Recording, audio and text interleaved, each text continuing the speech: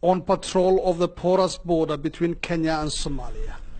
This is the militia of Somalia's newly created Jubbaland administration, part of an international effort to build Somalia from the grassroots up. They are on the lookout for routes hacked out of the undergrowth by smugglers and armed groups to cross back and forth between Kenya and Somalia undetected. The border is long. It's 700 kilometers long. We cannot patrol it on foot. We lack vehicles. We try our best to cover all the smuggling routes.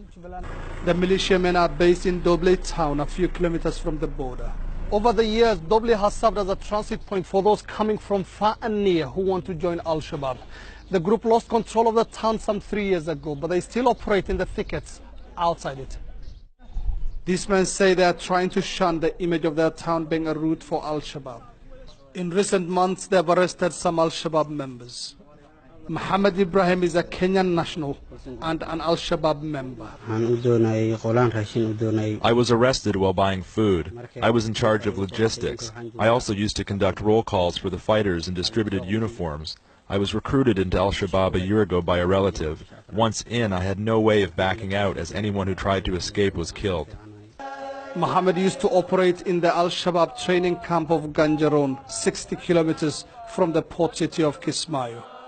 The camp is under the command of Mohamed Kuno, also known as Gamadere, the man Kenya says masterminded the recent attack in Garissa, in which Al-Shabaab gunmen killed 148 people.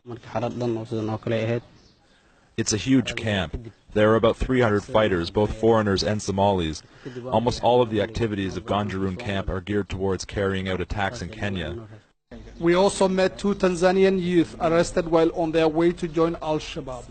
Juma Bakari and Khalid Shaban are from the central Tanzanian province of Singida. We were heading to Barawe when we were arrested. We were given a map by our recruiter and the names of the cities we were to pass through to get to our destination. We had run out of funds and decided to go on foot once we entered Somalia. For now, the Kenyan-trained and equipped Jubbaland troops celebrate their modest gains. They say they will need more support to effectively secure the border and hopefully live up to Kenya's dream of getting a buffer zone to shield its territory from lawless Somalia. Mohamed, adow, Al Jazeera, Doble, Somalia.